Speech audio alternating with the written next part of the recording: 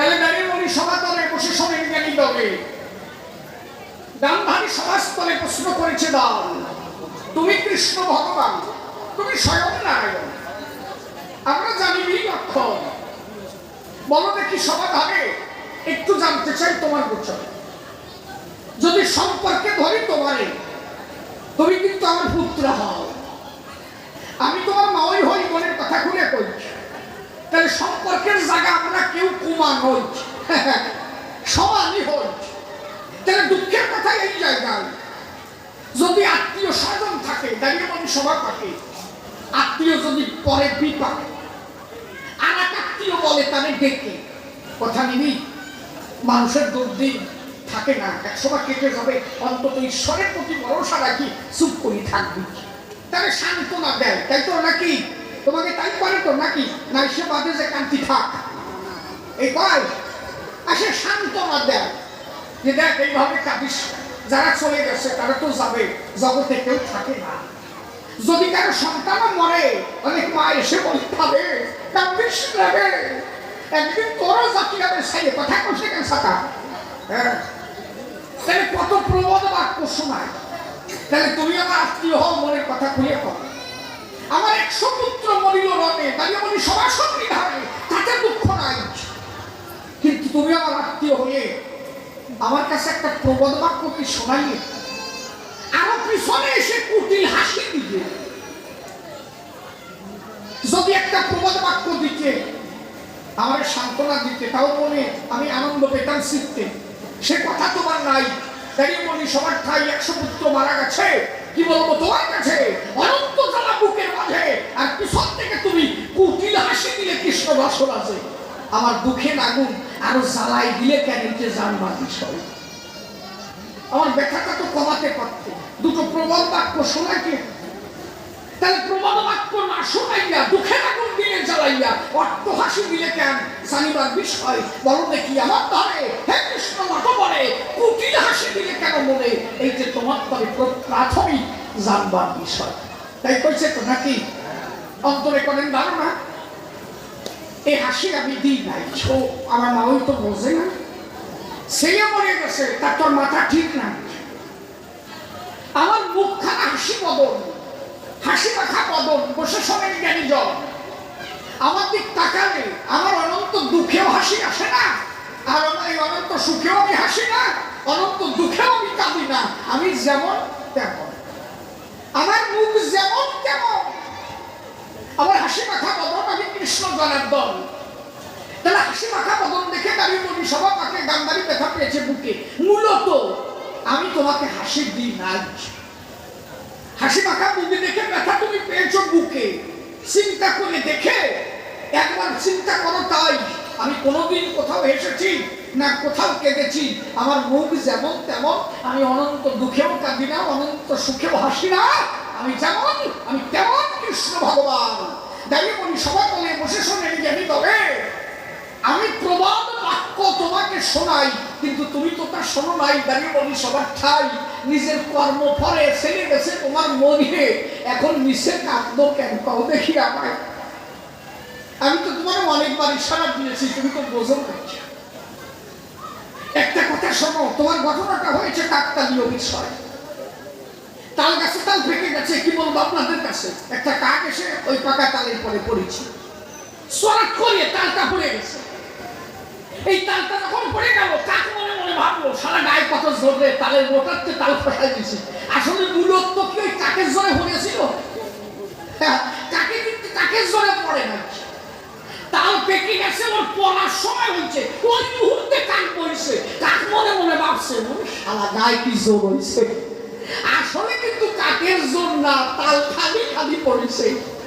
বিষয়টা হচ্ছে তাই, ছেলে তোমার মরে গেছে, কি বলবো তোমার কাছে, আমি দাঁড়াই গেছি তোমার পিছে, কিন্তু হাসি আমি দি নাই, হাসি আর একজন গেছে, মাঝখানে আমার খালি খালি দাঁড়ানো হয়ে গেছে। বিষয়টা কেমন, আমার পিছনে ছিল আর একজন, তিনি হচ্ছেন মহাকাল।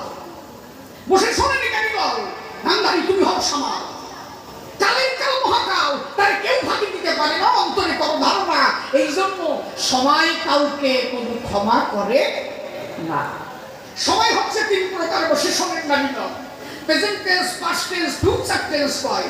প্রেজেন্ট মানে বর্তমান, অতীত মানে ফিউচার মানে ভবিষ্যৎ, আর পাস্ট মানে অতীতকাল জানিও নিশ্চয়। বসে সঙ্গে নারী করে এই বর্তমান ভবিষ্যৎ অতীত নিয়ে মহাকাল মহাসময় বলে যাবে। মানুষ পড়ে গেলে সময়ের ফেলে তখন আর দিক দানা থাকে না রে। যদি একটু মানুষ বুঝে কাজ করে তাহলে পড়তে হয় না কারো ওই কালে ফেলে। তুমি যদি লক্ষ্য দিতে একটু পরিষ্কার করে, মা হাসি দিয়েছে মহাকাল তোমারে, তোমার নিজের কর্ম ফলে। এই জন্য সময় ক্ষমা করে না কারণ কারো ছেলে গেল মরে, তুমি বাড়ি বসে হাসছো জোরে জোরে, কিন্তু একবারও বিবেচনা করো নাই অন্তরে একদিন তোমারটাও যেতে পারে মরি। অন্তরে করো ধারণা, এ কথা তুমি জানো না? যেদিন ভীমকে বিষ মাখাইয়ে পিঠে খাওয়াতে গেলি, একটু বলো দেখি আমার স্তরে, সেদিন কি একবারও ভেবেছি না তোমার দেলে যে একদিন মরে যাবে তোমার সব ছেলে? পরে ছেলে মারতে গেলে নিজের কণা কেন ছেলে? এখন কাঁদো কেন? বুঝেছো নাকি? তাহলে পরেরটা মারতে গেলাম নিজের কণা হারালা, একবার কি ভাবলা? এই জন্য সময় কাউকে ক্ষমা করে না। অন্তরে করো ধারণা, পরের দুঃখ দেখে কবু তুমি হেসো না। মনে রেখো তাই একটা আঙুল কোনো দিকে দিলে আরো 4টি আঙুল নিজের দিকে ফিরে থাকে। কখন যাবো নিজের ভিতরে ঢোকে, এই কথা মনে রেখো সব সময়।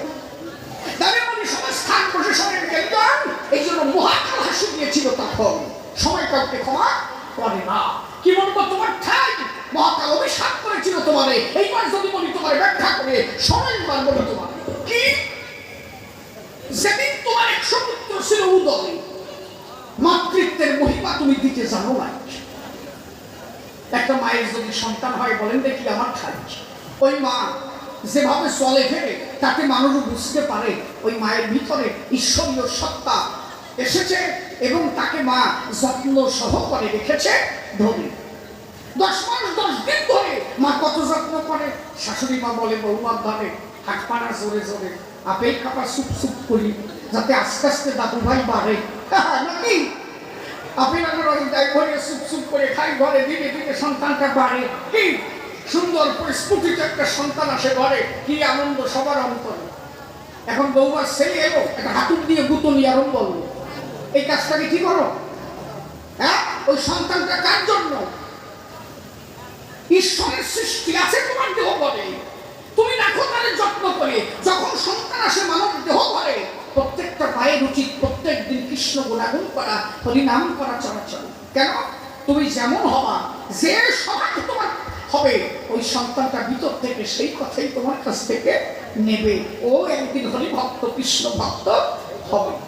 কিন্তু তুমি তো তা করো না। এখনকার ছেলে পেলে ভালো ভাই দেখছো? কেন হয় না? ও হওয়ার কায়দা নাই। তোমাকে দিকটা বলো, আমাকে ওই দিকটা করছে। এখন হওয়ার পরে দেখবেন 2.5 বছরের বুড়ো গেলা, 2.5 বছরও না, বছর খানিক হলে ওই মোবাইল টিপতে পারে, আপনি পারবেন না। আপনার 80 বছর বয়স হয়েছে, আপনার একটা আইফোন ধরে তো আপনি টিপতে পারবেন না। কোন ভাবে খোলে আপনি জানেন না, কিন্তু 1 বছরের বুড়ো গেলা দেন খুলে পারবে। কেন পারতো? ও যখন ওর মার পেটে ছিল, ওর মাঝে কতবার খুলেছিল ওইটা দেখেছে, ওর খোলা কমপ্লিট হয়ে গেছে। কিন্তু আমি যখন ছিলাম আমার মার ঘরে, আমার মা কোনোদিন একটা মোবাইল দেখে নাই চোখ ভরিয়ে। এই জন্য আমার দ্বারা এর জীবনে ও আর খোলা সম্ভব না। কথাকে আমি বেকার করছি নাকি? এই একটা বুড়ো কম যে মোবাইল ভালো খুলতে পারে। কেন পারে না? কারণ তখনকার মারা এই ফোন সম্বন্ধে কিছু জানতই না।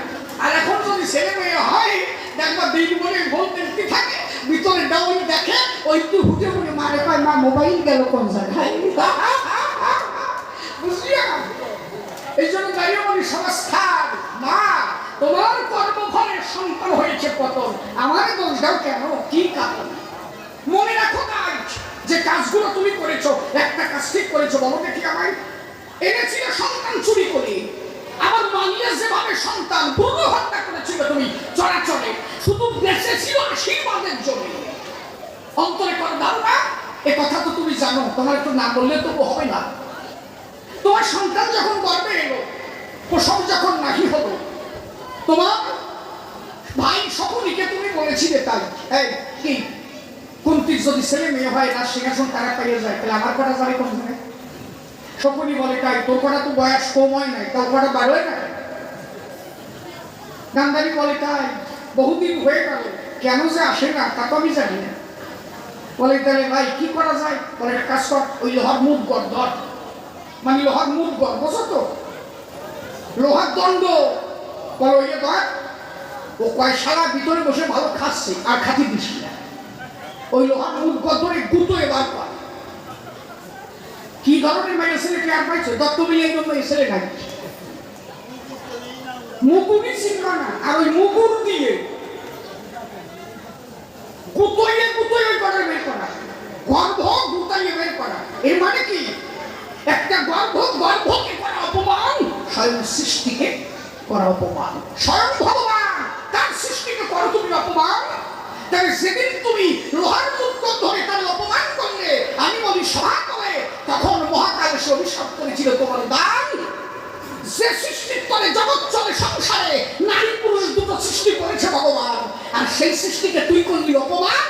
যে সন্তানের জন্য মানুষ কেঁদে বেড়ায়, আর সেই সন্তানকে অপমান করলি ধরায়। একদিন চলে গেলে সন্তান বুঝবি তখন কি এনেছি, আর যখন হারাবি সেই দিন সেই দুঃখে তুই কাঁদবি। তুই জানে করতে পারলি না সম্মান। একটা সন্তান আনতে গেলে অন্তত ভক্তি সহকারে আনতে হয়। বিশ্বতলে স্রষ্টা তার সৃষ্টি আস্বাদন করে একটা নারী পুরুষের দুজনের মধুর মিলন স্থলে, আর তুই তারে করলি অপমান। অন্তরে ধারণা, যেমন সন্তান তোর জগতে এলো, অভিশাপ তোরে করা হলো, একদিন এই সন্তান তোর এই কর্মের দ্বারা হইবে পতন। তাহলে তোমার নিজের কর্মফলে সন্তান তোমার কাছে মরে, তাতে আমার দোষ দাও কেন তুমি বারে বারে? তাই মহাকাল ছাড়ে না কাউকে, তাই দেখে মহাকাল হাসি দিয়েছিল বারে বারে। হাসি আমি দিনাই তোমার, একদম পরিষ্কার হাসি দিয়েছে মহাকাল। তাহলে দাঁড়িয়ে বলি সবাই তাহলে মিথ্যা কথা নয়। সন্তান মারা গেল, তার অনেক তোমার কারণ ছিল, তোমার কাছে বলা ভালো। সত্য একটা কথা তোমায় কহিবারই চাই। শোনো শোনো মাতা গান, আমি বলি সবার ঠাই। শোনো শোনো মাতা তুমি বলি সবার ঠাই। সেদিনের কথা কি আর মনে পড়ে তাই? যেদিন দুর্বাসা তোমার ঘরে গেল, দুর্বাসা মুনি যখন কুন্তি ভবনে গেল, কুন্তির কাছে দুর্বাসা কহিতে লাগল, শোনো শোনো মাতা আমি বলি সবার ঠাই, আমাকে তোমার একটু যত্ন করা চাই। কুন্তি তখন মনে মনে করেছে বিবেচনা, আমার হইতে তোমাকে তো যত্ন করা হবে না। তুমি যদি কৃপা করে যত্ন নেও ধরে, অবশ্যই আপ্যায়ন করতে পারি তোমার। দুর্বাসা মুনি তখন 100 ভাগে রাঁধে, দাঁড়িয়ে বলি আমি সবার সামনে 100 ভাগে রন্ধন যখন তাহা হয়ে গেল, অবশেষে পরমান্ন রন্ধন করিল। পরমান্ন রন্ধন করে দুর্বাসা কয়, শোনো শোনো কুন্তিকে আমি বলি তব খাই। এই যে পরমান্ন আমি রন্ধন করেছি, তোমার কাছে মনের কথা আমি বলিতেছি। পরমান্ন রাখবো কোথায় বলো দেখি তাই? তোমার 100 পাত্র দিয়েছ, আর তো পাত্র নাই। এই পরমান্ন রাখার জন্য একটা পাত্রের দরকার। তাড়াতাড়ি সেই পাত্র কবে হে জোগাড়। কুন্তি দেখে বলে দুর্বাসা দ্বারে, বলো দেখি মনি আমি পাত্র এখন আনবো কোথা থেকে, নাই আর ঘরে। বলে আমার একটা পাত্র লাগবে, আমি পরমান্ন রাখবো কোথায়? তাড়াতাড়ি ওই পাত্র আমায় দেওয়া চাই। শোনেন শোনেন যত আছেন ভক্ত প্রাণ, কুন্তি ডেকে বলে দুর্বাসার সদর, কোন বাহ্যিক পাত্র আমার ঘরে নাই, তবে একটা পাত্র আছে আমি দিতে পারি তোমায়। সেই পাত্র পেয়ে যদি তুমি সুখী হও, সেই পাত্রে পরমান্ন তুমি ঢেলে খাও। ডাক দিয়ে দুর্বাসা বলছে তখন, কোন পাত্র বলো দেখি তুমি বলি এখন। কুন্তি ডেকে বলে দুর্বাসা ধারে, আমার এই বক্ষপত্র পেতে দিলাম তোমার চরণ পরে। কারো যদি কথা নেও, পরমান্ন আমার বক্ষের পরে ঢেলে আনন্দের প্রসাদ নাও, নিবেদন করি চরণ তলে। দুর্বাসা ডেকে বলে কুন্তির ঠাই, তোর ভক্তিতে আমি আজ মাথা করে যাই। এত ভক্তি করম করে বল দেখি কাজ, কত বাড়ি গেলে তারা সেবা নাহি দেয়। আর তোর পক্ষপত্র পেটে দিবি সেবা তো করে একবার প্রমানন্দ হরি হরি বল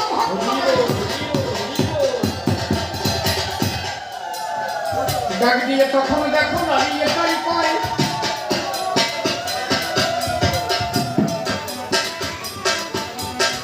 দাঁড়িয়ে তাই পায়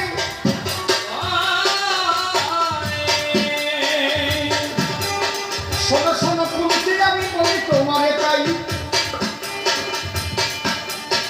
অন্তরে অন্তরে করিলাম ধারণা,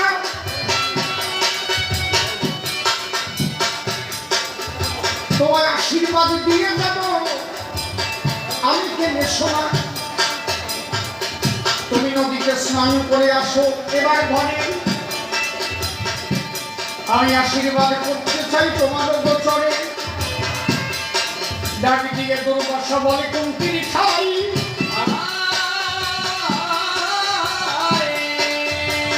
কথা শুনে মুনি তখন, কথা শুনে কুন্তি তখন স্নান করতে যায়। এদিকে শকুনি গিয়ে তার দিদির কাছে পায়, শোনো শোনো দিদি এ কাজ মোটে ভালো নয়। কুন্তি স্নান করে যদি আসে দুর্বাসার ধারে, দুর্বাসা আশীর্বাদ দিয়ে ও যাবে উচ্চ স্তরে। এই জন্য দুর্বাসার আশীর্বাদ তুমি চুরি করে নাও, তাড়াতাড়ি স্নান করে তুমি ওর কাছে যাও। দাও শকুনি কুমন্ত্রণা দিল গান্ধারী ঠাই, সঙ্গে সঙ্গে গান্ধারী স্নান করিতে যায়। গান্ধারী স্নান করে দুর্বাসার কাছে গেল, আর দুর্বাসার কাছে দিয়ে কহিতে লাগিল। ডাক দিয়ে বলে তখন দুর্বাসা ঠাই, আসে ধ্যানের ঘরে আছে তখন মুনি মহাশয়। সব বুঝে দুর্বাসা আছে ধ্যানের ঘরে, গান্ধারী দিয়ে আশীর্বাদ চাই তার ধরে।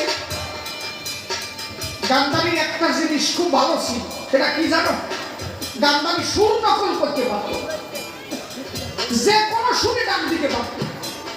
কুন্তির সুর ধরে গান্ধারী ডাক দিয়ে পায়, স্নান করে এসেছে মুনি আশীর্বাদ দেওয়া মায়।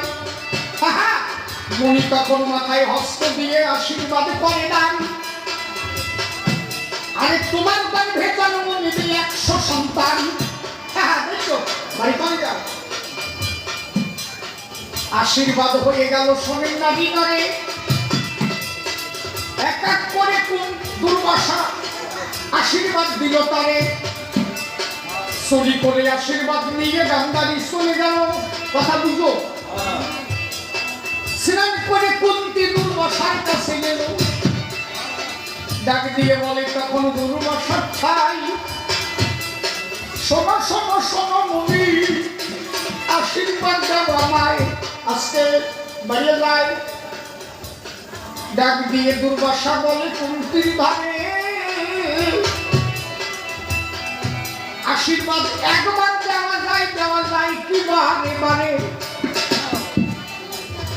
কুন্তি বলে কেন আশীর্বাদ বারে বারে দেবা তুমি আমায়? এর আগে আমি তো প্রভু তোমার কাছে আসি নাই। বোঝা যাচ্ছে নাকি? বলে একটু আগে এসে আশীর্বাদ তুমি নিয়ে গেলে, আশীর্বাদ করে দিলাম তোমার হবে 100 ছেলে, তাহলে আবার কেন পুনরায় তুমি এলে আমার ঠাই? কুন্তি বলে মুনি আমি প্রভু আসি নাই। তখন ধ্যান করতে দুর্বাসা দেখিবারে পায়, দেখে গান্ধারী এসে চুরি করে বর নিয়ে যায়। বলে আরে শালি কেন এলি? বর চুরি করিলি? কুন্তি আমি বড় ভুল করেছি এবার তোর কাছে বলি আরে গান্ধারী আসিয়া চুরি করে বলে নিল এইবার তোর মাথায় হাত দিয়ে আশীর্বাদ দেওয়া হলো তোর গর্ভে জন্ম নেবে 5টা সন্তান আমি আশীর্বাদ করে গেলাম তোর কাছে এখন বলে যে তোমায় যত্ন করলো না সেই 100 খানা পেল আমার বেলা মোটে 5টা সন্তান হলো দুর্বাসা বলে কম হলো তোর মনের ভাবনা সব শুধু এইটুকু আশীর্বাদ করে আমি দিয়ে যাব না যদি কোনোদিন তোর 5 সন্তানের সাথে তোর 100 সন্তানের মাঝে কোনোদিন রং তোর 5টা ছেলের হাতে ওর 100 পুত্র হইবে নিধন এই যে অভিশাপ হয়ে গেল যার কারণে ধ্বংস হলো একবার প্রেমানন্দে বদল হয়ে আমার দোষ দাও আজ গিনতি করার জায়গা পাবো না নাকি আমার দোষ করে তুই তাই সাকা বোঝো না খালি একটা কারণ না ওর কারণের শেষ নাই এই জন্য দাঁড়িয়ে বলি সভার ভিতরে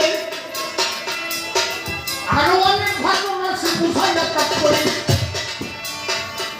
গান্ধারী অনেক দোষ বলি সবার খাই আরো 6টা দোষে দুষ্ট দুর্যোধন ভাই গুরুজন মানে না সে শোনেন দিকে মন গান্ধারী আশীর্বাদ বিফলে জানে কি কারণ পাণ্ডব পক্ষ কৌরব পক্ষ যুদ্ধ বেঁধে গেল দুর্যোধন গিয়ে গান্ধারীকে প্রণাম করিল ও মা মা কি এই যে 2 পক্ষের যুদ্ধ বেঁধে গেছে ও মা তুমি তো গান্ধারী আমার মা আশীর্বাদ করো এই যুদ্ধে যেন আমার জয় হয় আচ্ছা সন্তান যদি আশীর্বাদ চায় মা আশীর্বাদ না দিয়ে পারে দিতে পারে তারে কি আশীর্বাদ দিয়েছিল জানো তা যদি শোনো গান্ধারী আশীর্বাদ দেয় তখন দুর্যোধনের মাথায় যে পক্ষে ধর্ম আছে তারই হবে জয় অধর্ম যে পক্ষে সবই হবে ক্ষয় একবার প্রেমানন্দে বদল হলো কথা বুঝো তাহলে তোমার আশীর্বাদে তোমার সকল ধ্বংস হয়ে গেল তাহলে আমার কেন দোষ দেব এই জন্য মাতা তোমায় করিলাম বর্ণন মিছে মিছে মাতা তুমি কাঁদো কি কারণ দেখো মাতা এক কর্ম ফলে কি আর মনে এরা বহু জন্ম ধরে পাপ কর্ম করেছে চরাচরে সেই কর্ম ফলে এরা এই জমি ভেদে করিল আজকে কুরুক্ষেত্রে নিধন হয়ে উদ্ধার হয়ে গেল এই জন্য মাতা তোমায় করিলাম বর্ণন কেন মিথ্যা মিশি মাতা তুমি কাঁদো বা কাঁদো তোমারও বহু জন্মের আগের কথা যদি পড়ে মনে একবার ভেবে দেখো মাতা তুমি ব্রাহ্মণীর ঘরে ব্রাহ্মণী হয়ে তুমি যেদিন ঘরে গেলে ফুল সজ্জাটাকে তুমি বায়না করিয়েছিলে ব্রাহ্মণের কাছে বায়না করিয়ে স্বামী আমার কথা দাও ওই যে দেওয়ালে মাকড়সা খানায় আমার ধরিয়ে দাও মাকড়সা বক্ষে তার বাচ্চা নিয়ে ডিম্ব নিয়ে কি আনন্দে ছিল ওই 100 খানা বাচ্চা তাহার পিঠের মধ্যে ফুল সজ্জাতে তুমি বায়না ধরেছিলে ব্রাহ্মণ বিপদে পড়িয়া মাকড়সা দিল তোমার চরণ তলে ওই মাকড়সাটা দেওয়ালে উঠতেছিল স্বামীর কাছে বায়না ধরল শত জনমানি ব্রাহ্মণ ছিল ওই মাকড়সাটারে ধরে দিল আচ্ছা মাকড়সাটা তোমার কোনো ক্ষতি করে না তুমি কি করলে ওর বক্ষ ছিঁড়ে একটা সন্তান মাটিতে ফেলালে আর বা পায়ে বুড়ো আঙুল দিয়ে শীতে শীতে মারিয়েছি পরের সন্তান মারিলে মাত্র নিজের জায়াজ গেল যেমন কর্ম তেমন ফল শোনেন জ্ঞানী গেল এই জন্য কোন কর্ম করার আগে ভাবো তাই একবার বিনা কারণে কেন করবো ধ্বংসের সংসার দাঁড়িয়ে বলি আমি ধর্ম সংস্থান তোমার কর্ম করে গেল তোমার সত্য সন্তান এই জন্য মাতা তোমায় করে দিলাম মানুষ আর তোমার ছেলে মেয়ের ঘটনা অত বলিতেই যাব না ছোটটুকু নাকি না করি তো হয় না কি চরিত্র ওদের বাবু যেদিন দ্রৌপদী রজস্বালা অবস্থাতে রাজদরবারে গেল মূলত গেল না চুলের মুঠি করে কেটে নেওয়া হলো দুঃশাসন টেনে নিয়ে গেল রাজ দরবারে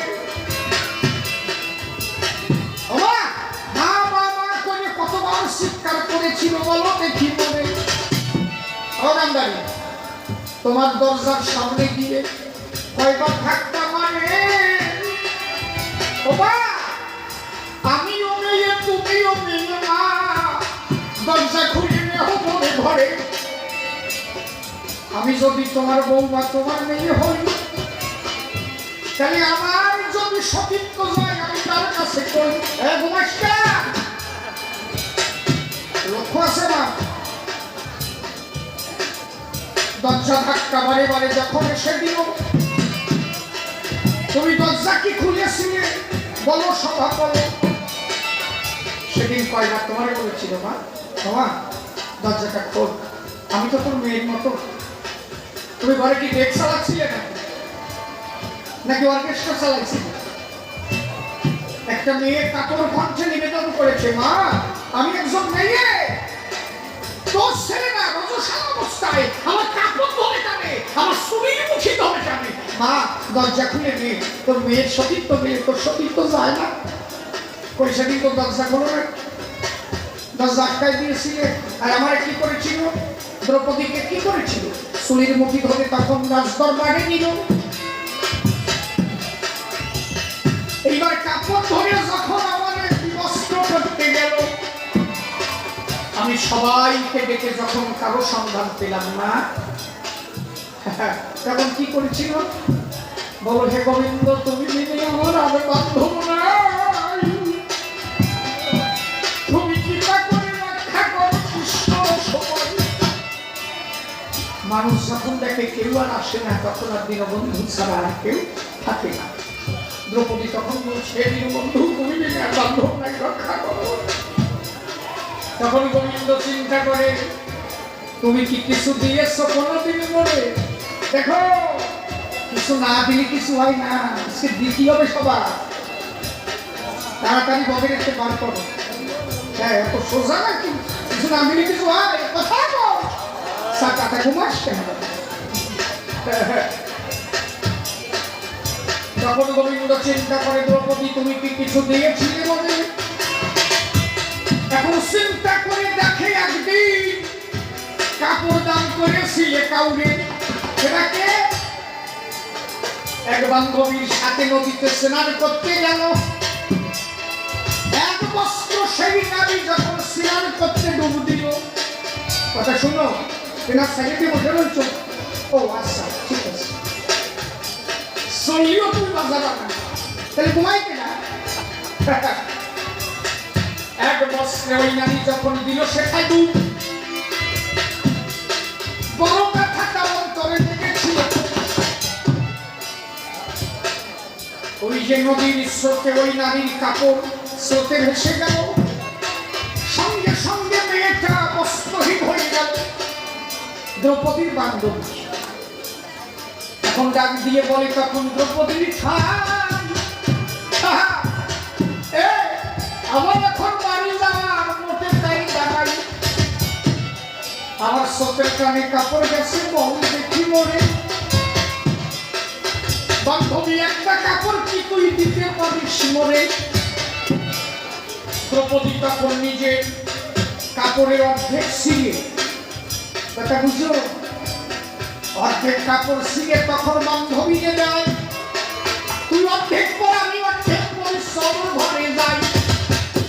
গোবিন্দ বলে একদিন বস্ত্র তুমি পরেছিলে দাও, আজকে তোমারে রাখবো আমি বস্ত্রের সম্মান।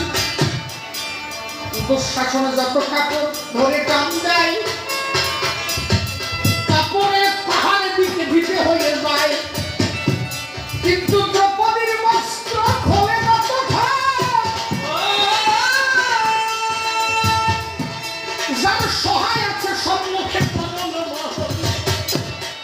আমার প্রাণ গোবিন্দ হাত উঁচু করে অভয় বাণী দিল, একবার ভক্তের আনন্দে প্রেমানন্দে হরি হরি তাহলে আজকেও আমরা এসেছি গোবিন্দ বাসনে।